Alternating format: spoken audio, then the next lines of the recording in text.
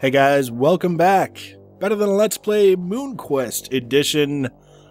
This is episode 9 and I'm Enigmius. Today, I think we're actually going to finish the exterior of the observatory, which means dirt platforms way the hell up in the air. We're at about height 140, which basically means there's no surviving a fall from this height. That's all we need to concern ourselves with. If we go over the edge, there's we can make it back, but it involves respawning and running across the bridge and up a lot of stairs. That's basically what it means.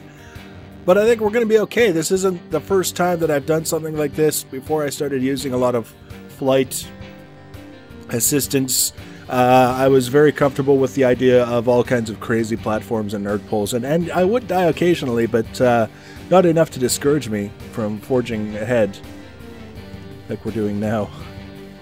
Now the goal I'm trying to go for here with this particular design is using the microblocks first on the face of the structure. You can see I'm kind of building it down with full bricks, and then using the microblocks to smooth out the face so that it looks like more straight lines as opposed to just blocks kind of going crazy.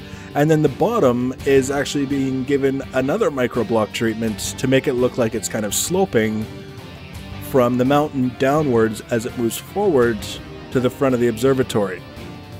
So you can see kind of working on that there. So there's a number of different angles playing off one another here, but it's really not that bad for the number of things that I've done with microblocks lately. It's just a matter of being very organized and having set myself up for success at the beginning with the spacing and all those other things, so that it wasn't going to be too much of a challenge to try and get all of the angles right and everything to play nicely together. Now if you look in the top left corner, every once in a while you'll see a spider. That spider is a bastard. He doesn't get me in the sense of knocking me off and killing me, but he does get me in the sense of jumping on my head and almost making me poop myself. Because you can see he's very excited at the prospect of jumping on my head.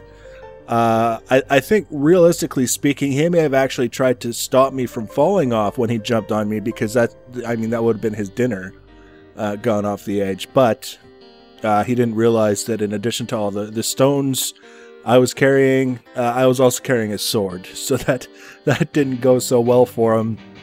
It's really difficult with a time-lapse to get the timing exactly right and say, okay, this is exactly what's happening now, especially with regards to overexcited monsters.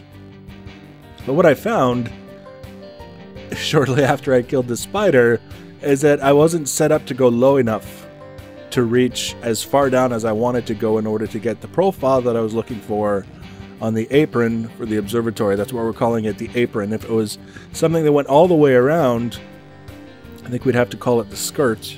But because it only kind of really deals with 3 sides, we get to call it the apron, and that's that. But I decided that we would take a trip up this nerd pole together, just so that we can reinforce that this ain't no joke, that we're way up in the frickin' air. And it's not necessarily the easiest place. A lot of the time when I'm building something, the satisfaction comes from it. You have to stop and think a few things through in order to get things to look the way you want to. When building at this height, using nerd poles and nerd platforms, a lot of the challenge is actually figuring out how to set up the platforms and the poles so that you can reach the spots that you need to. Now I've actually got a trick for working my way down a nerd pole. But I had to have that pole to begin with, which we didn't have. We had this mountain where basically we would have to cling to the underside of the mountain and work our way across if we wanted to put any more bricks down or blocks so that we could lower the platform. But you can see here, we made it. We survived, we got everything done, and now we're arriving just in time to see the finale. The apron is kind of angling. Comes all the way down the front, and it's fairly simple. It's fairly straightforward. You can kind of get a feel for how it's going to look with the different angles and the microblocks doing what they do.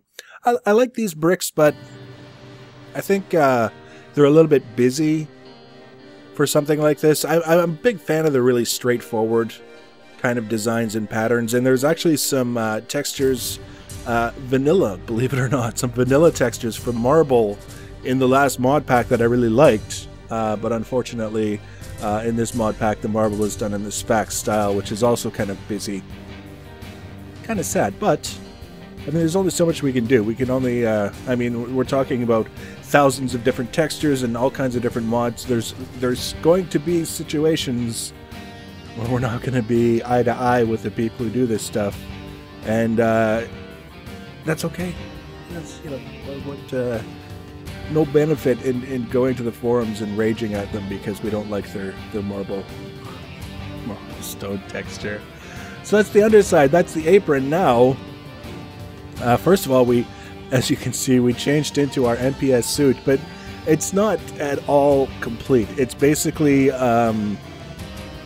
things that change the way my character looks. Is basically all they are now. I think I've got the damage absorption from falling on the boots, and I may have some tools installed on the power glove at this point, but this isn't like the super flight, underwater, breathing, infinity, lava, kill everything without taking damage suit that it wants to grow up to be. It's just, I realized that I could put it all on and it would be 5 fewer blocks taking up space in my inventory. Actually 4, because the power tool stays in the hotbar, but you get the idea. Now, one of the things that I like about this view is you can see on the front there the angles coming together with the micro blocks, because we're trying to do the same thing as before. We've got the angle on the front that's kind of taking those blocky bits and turning them into straight lines from the middle to the edges. And then we've got the bits on the top transitioning the height of the apron. I guess we'll call this one an apron too, on account of the smeltery interrupting it. But what I wanted to do with this one is not have that consistent angle all the way around. I wanted to do kind of like something that almost looks round from the front sweeping up to the back. But I'm not sure that we did it as well as I would have liked to. I'm happy with it overall. You'll see it's different, and it's something that I haven't done before. And one of the key goals that I actually had for this build is to not get too big with it, because then it just takes up too much time, especially in the early game, and especially when we're transitioning from another mod pack. So early in a series, we're doing all this stuff all over again. I want to get through the build stuff and a little bit more into the tech stuff. So a little bit smaller, worked out. That was actually, I think that zombie that flopped down there and went to war with me was a zombie wearing a cake hat. So I was afraid that it was going to be a lie, it was going to be a joke. I would kill the zombie and it would just be like, haha, in the chat log, there is no cake hat. But there was a cake hat, and now I have a cake hat, and to be completely honest with you, I could care less. I don't need to wear a hat. It's single player. When am I going to look at myself? But now, I'm getting to the point with this whole apron skirt kind of thing where I'm not encountering anything else that I haven't done before. So despite the fact that we're changing up the angles a little bit, it's actually going a lot faster.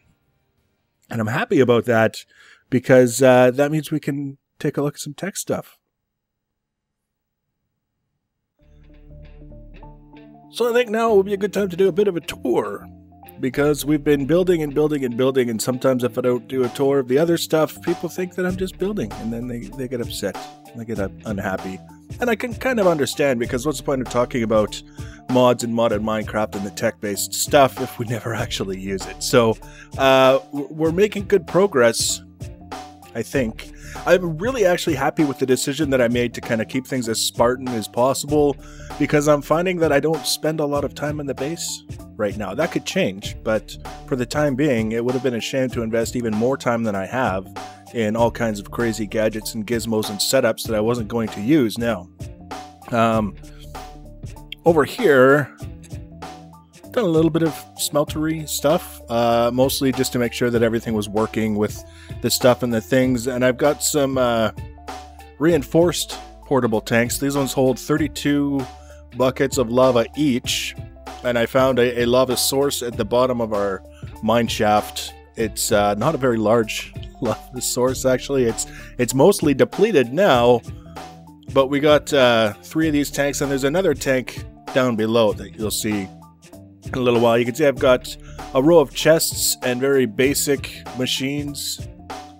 Got a cobblestone furnace, crafting table, and some chests with, you know, mining stuff. 4 aqueous accumulators that the pack mule brought over, the donkey, the smiling donkey, and we have yet to place them. I think this time, because there's not really any standing water up here where we are, we're going to make a pool with the infinite water supply and put these guys in there. So that will be our water source from now till, well, the end of time, really. And this is the outcome of my smelting so far, and I've done some mining since.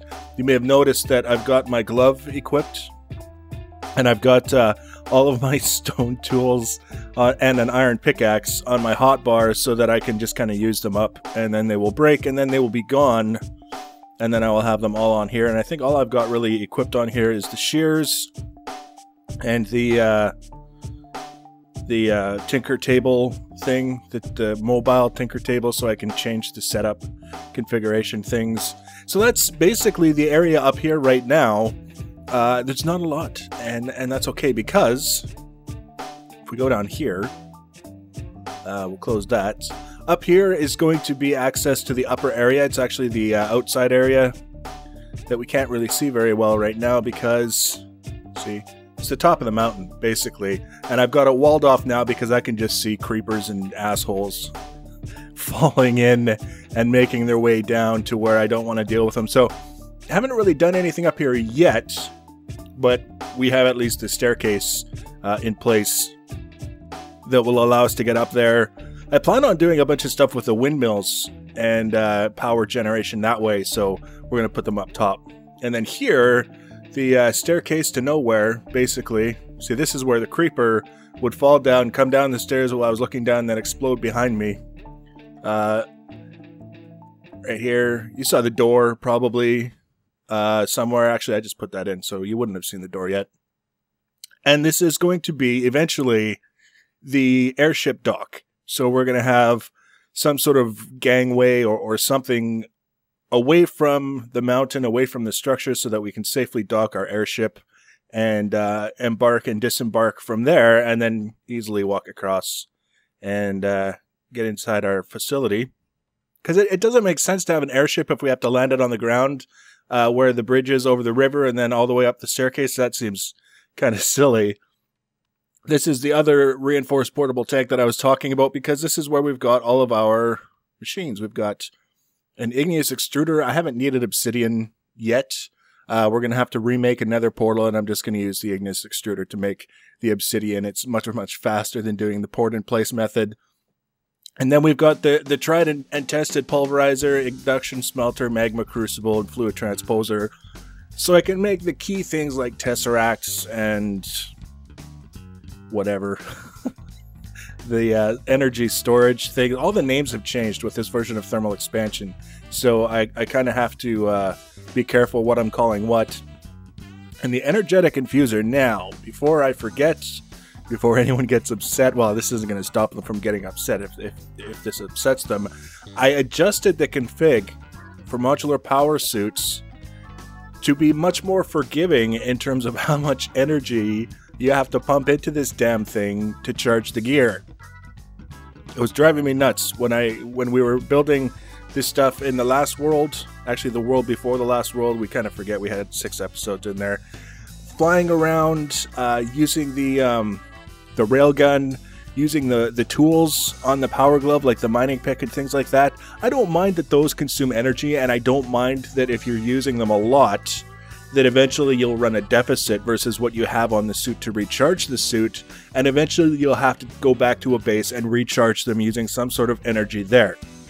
What I had a problem with is the conversion rate for the energy and how much fuel you would need to charge the most basic of things, and how long it would take in this energetic infuser. It just drove me nuts. It didn't make any sense to me whatsoever, and I did not enjoy it. So I've adjusted it now so that it takes about 2.5 buckets worth of lava to charge my power glove with an elite battery on it, using a magmatic dynamo and this energetic infuser, which you can see it's not storing anything because I put the glove in there. I put 2 buckets of lava in the dynamo and let it go, and I got just over 40 out of 50 million.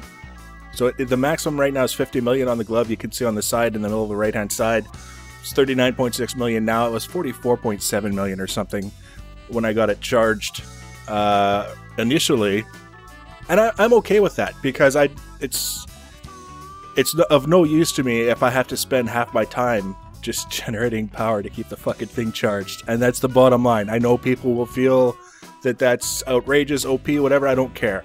Honestly, I don't care because the alternative is I just don't use it. That's as simple as it gets. Now over here, you can see we've got a reasonable amount of room to add other things. I plan on adding applied energistics to this mod pack. That's one mod that I forgot to add. The other one is the add-on mod for modular power suits. I'm missing a lot of the modules that I normally like to have. And applied energistics is for the storage.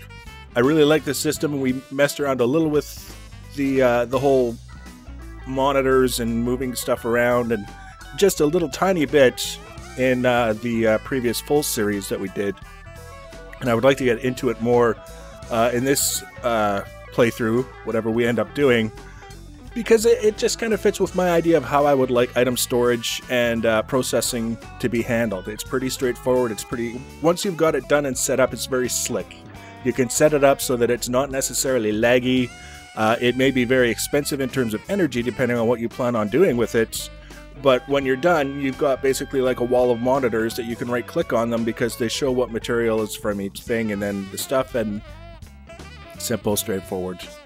That's what I like to do. So that's, for the foreseeable future, we've got lots to do. Before we even start working on materials for the actual rocket ships to take us to the moon, or make our laser turrets, or anything else, we've got all kinds of crazy stuff that we can get into that will be engaging and involved and take up all kinds of fun time. So that's what I've been doing.